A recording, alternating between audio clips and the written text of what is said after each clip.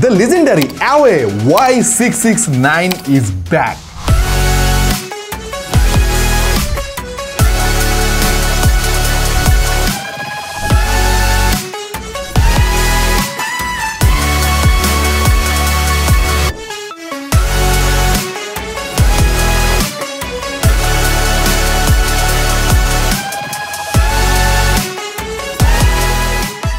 আসসালামু আলাইকুম ভাই ব্রাদার্সরা, আশা করছি অনেক ভালো আছেন। যারা মিউজিক লাভার আছেন এবং ব্লুটুথ স্পিকার পছন্দ করেন অথবা ভাবছেন যে একটা ব্লুটুথ স্পিকার কিনলে মন্দ হয় না, আজকের ভিডিওটা তাদের জন্য খুবই স্পেশাল। প্রত্যেকটা কোম্পানির কিন্তু একটা বিশেষ প্রোডাক্ট থাকে যে প্রোডাক্টটা বছরের পর বছর ধরে চলতে থাকে, যেমন অ্যাওয়ের এই Y669 মনে আছে তো? এটা দেখে হয়তো অনেকে ভাবতেছিলেন যে কিরে এটা আবার কোনটা, Y669 বলতেছে আবার কালার এটা কেন? তাদের জন্য একটা তথ্য, Y669 কিন্তু বাংলাদেশে চলে এসেছে নতুনভাবে এবং এটা হচ্ছে স্পেশাল একটা এডিশন। এই স্পিকারটাকে লিজেন্ডারি বলার পেছনে কিন্তু একটা কারণ আছে। এইটার যে সাউন্ড কোয়ালিটি এবং এইটার যে পপুলারিটি মার্কেটে ভাই এর ধারে কাছেও কেউ নাই। আমার মনে আছে 5 বছর আগে এই ব্লুটুথ স্পিকারটা আমি কিনেছিলাম অ্যাওয়ের, তখন কিন্তু বাজারে সেই তালে এটা পপুলার ছিল, বাট প্রবলেম ছিল তখন এতে মাইক্রো ইউএসবি পোর্ট ছিল, যেটা ওই সময়ের জন্য ঠিক আছে। বাট নতুন করে স্পেশাল এডিশন চলে এসেছে নতুন প্যাকেজিংয়ে এবং নতুন ডিজাইনে, আর এতে রয়েছে টাইপ সি পোর্ট। এবং এই স্পেশাল এডিশনের প্রোডাক্টটা পাওয়া যাবে ওয়ার্ল্ড গিয়ারে। ধন্যবাদ আমাদের আজকের channel sponsor world gear. Bashundhara সিটিতে রয়েছে তাদের ফিজিক্যাল শোরুম এবং রয়েছে তাদের ওয়েবসাইট এবং ফেসবুক পেজ। ওয়ার্ল্ড গিয়ারে এই মুহূর্তে এই স্পেশাল এডিশনের Y669 পেয়ে যাবেন 3650 টাকায়। ওয়ার্ল্ড গিয়ার থেকে যদি এই স্পেশাল এডিশনের ব্লুটুথ স্পিকারটা আপনি কিনতে চান তাহলে পেয়ে যাবেন 6 মাসের অফিসিয়াল ওয়ারেন্টি। ডেসক্রিপশনে তাদের সম্পর্কিত সমস্ত তথ্য আমি দিয়ে দিচ্ছি। অলরাইট, ব্ল্যাক কালারটা যেহেতু পুরাতন হয়ে গিয়েছে এটা নিয়ে আর কথা না বলি, তারপরে আবার মাইক্রো ইউএসবির ব্যাপার।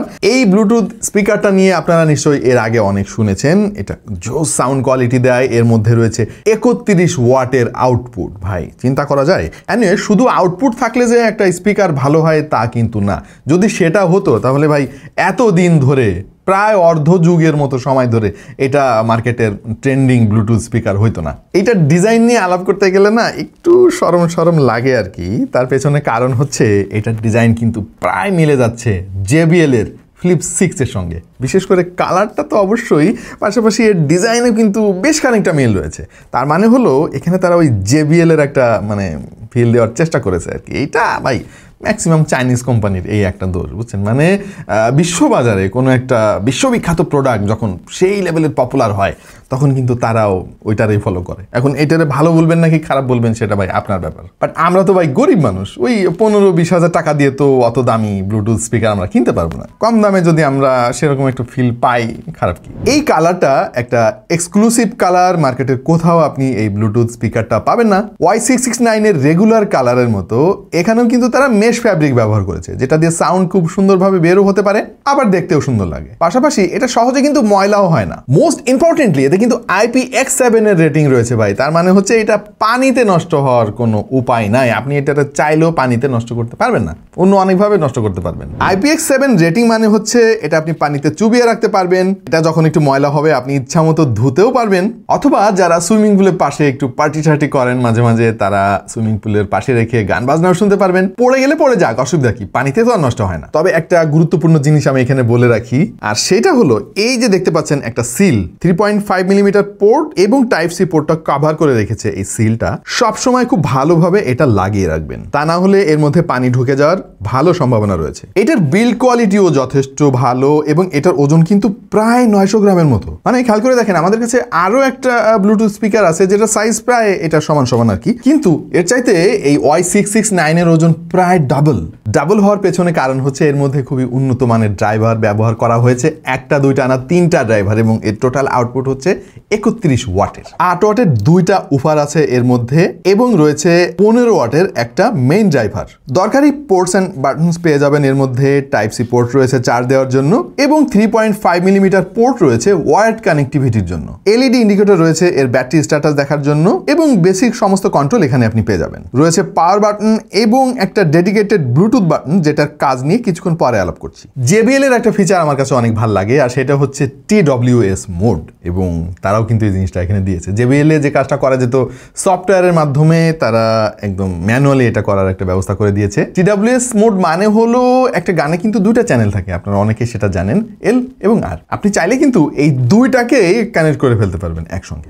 দুইটা স্পিকারকে পাওয়ার অন করে এই ব্লুটুথ বাটনে প্রেস করবেন, এরপরে যে কোনো একটা ব্লুটুথ স্পিকারের প্লে বাটন আপনি প্রেস অ্যান্ড হোল্ড করে ধরে রাখবেন, তখন একটা আরেকটার সঙ্গে কানেক্ট হয়ে যাবে। এরপর আপনি যখন গান প্লে করবেন ভাই, দুইটা একসঙ্গে বাজবে এবং দুই চ্যানেলে, এবং এটা কিন্তু ইমার্সিভ একটা এক্সপেরিয়েন্স আপনাকে দেবে। অলরাইট, এবার সাউন্ড কোয়ালিটি নিয়ে একটু জেনে আসা দরকার, এবং এই একটা জায়গায় এই মডেলটা কিন্তু শাইন করছে এমনভাবে এই বাজেটের অন্যান্য কোনো স্পিকার কিন্তু এর ধারে কাছেও আসতে পারবে না। তার কারণ প্রথমত এর লাউডনেস। এইটা এই সাইজের যতগুলো স্পিকার রয়েছে তার মধ্যে সবচাইতে বেশি লাউড, এবং লাউড হলেই যে জিনিসটা নিয়ে আমরা টেনশন করি সেটা হলো ক্ল্যারিটি। সাউন্ড বাড়ালেই ডিস্টোর্ট হয়ে যায়, এই স্পিকারে ওই রকম কোনো সমস্যা নেই। পাশাপাশি এর ভোকাল কিন্তু ফরওয়ার্ডের, যেটা সস্তা ব্লুটুথ স্পিকারগুলোতে খুব একটা দেখা যায় না। এর ফলে যে কোনো মাল্টিমিডিয়া কন্টেন্ট, মিউজিক আপনি খুবই ভালোভাবে উপভোগ করতে পারবেন, এবং এটা ট্রেবলে কিন্তু যথেষ্ট স্পার্কেল আছে, যেটা খুবই শ্রুতিমধুর লাগে শুনতে। আর আমাদের দেশের বেশিরভাগ দর্শক তো ভাই বেস পছন্দ করে,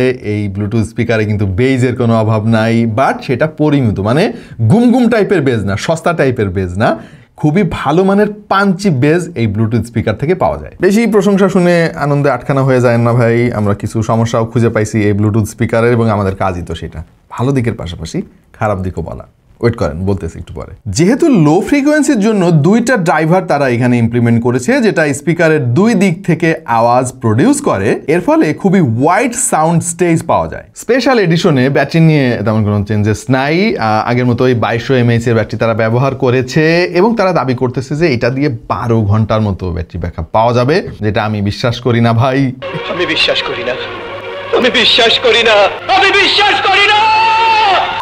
ভাই দেখেন, ব্যাটারি ব্যাকআপটা কিন্তু ডিপেন্ড করে আপনার ভলিউমের উপরে। আপনি ভলিউম যত বাড়াবেন এর ড্রাইভারগুলো তত পাওয়ার কনজিউম করবে, ব্যাটারি ব্যাকআপ তত কমবে। আমরা টেস্ট করে দেখলাম যে 50% ভলিউমে আপনি এটা দিয়ে 5 থেকে 7 ঘন্টার মতো ব্যাকআপ পাবেন, ভলিউম বাড়ালে ব্যাকআপ কমে যাবে, বাট আই থিঙ্ক 5-6 ঘন্টা যথেষ্ট। এবং এইটা ফুল চার্জ করতে 4 ঘন্টার মতো সময় লাগবে। অনেকে হয়তো অপেক্ষা করতেছেন যে ভাই এগুলোর খারাপ দিক কি সেগুলো একটু জানতে চাই। এইটা আসলে আপেক্ষিক, মানে কারোর জন্য খারাপ হইতে পারে, কারোর জন্য খারাপ নাও হইতে পারে। অনেকে ভাই এগুলো ধার না, যেমন অ্যাপ সাপোর্ট নাই ভাই। আজকাল অনেক ব্লুটুথ স্পিকারে কিন্তু অ্যাপ সাপোর্ট আছে, অ্যাপ থেকে অনেক কিছু কাস্টমাইজ করা যায় এবং সাউন্ড প্রোফাইল চেঞ্জ করা যায়, বিভিন্ন প্রিসেট দেওয়া থাকে। ওই রকম কোনো সুবিধা এতে পাবেন না। অবশ্য সাউন্ড প্রোফাইলের দরকারও নাই ভাই, কারণ বাই ডিফল্ট যে সাউন্ড তারা দিছে না। RGB লাইট নাই, অনেকে হয়তো একটু মন খারাপ করতে পারেন। আজকাল অনেক ব্লুটুথ স্পিকার আসলে RGB দিয়ে ঢাকা থাকে বলতে গেলে। অনেক ব্লুটুথ স্পিকার আছে আজকাল যে ঘরের লাইট হিসেবে আপনি ব্যবহার করতে পারবেন, বাট অ্যালাস এতে কোনো RGB লাইট নাই। RGB যদি খুব পছন্দ হয় তাহলে অ্যাওরির আরও অনেক মডেল আছে, আপনি চাইলে ওয়াল গিয়ার ভিজিট করে আসতে পারেন। আচ্ছা, মেমোরি কার্ড স্লট কিন্তু এতে নাই। আজকাল অনেক ব্লুটুথ স্পিকারে দেখি মেমোরি কার্ড স্লট দেওয়া থাকে, অ্যাওরি অন্যান্য আরও অনেক মডেল আছে ওই স্লটটা আছে, এই জিনিসটা এতে দেওয়া হয় নাই। এইটা কি আসলে কোনো সমস্যা? একটু কমেন্ট করে আপনারা জানান তো, যে ব্লুটুথ স্পিকারের মধ্যে কি ওই মেমোরি কার্ড স্লট আপনাদের দরকার? ওইটা যদি থাকতো, শুধু মেমোরি কার্ড দিয়ে কি গান আপনারা শুনতেন? এটা প্রয়োজনীয়তা কতটুকু, একটু আপনাদের কাছ থেকে আমি জানতে চাই। আর একটা জিনিস, সেটা হলো এতে ব্যবহার করা হয়েছে ব্লুটুথ 5.0। এই 2025 সালে এসে 5.0টা না একটু সমস্যা, মানে বড় সড়ো সমস্যা না, ছোট সমস্যা। ছোট কি সমস্যা?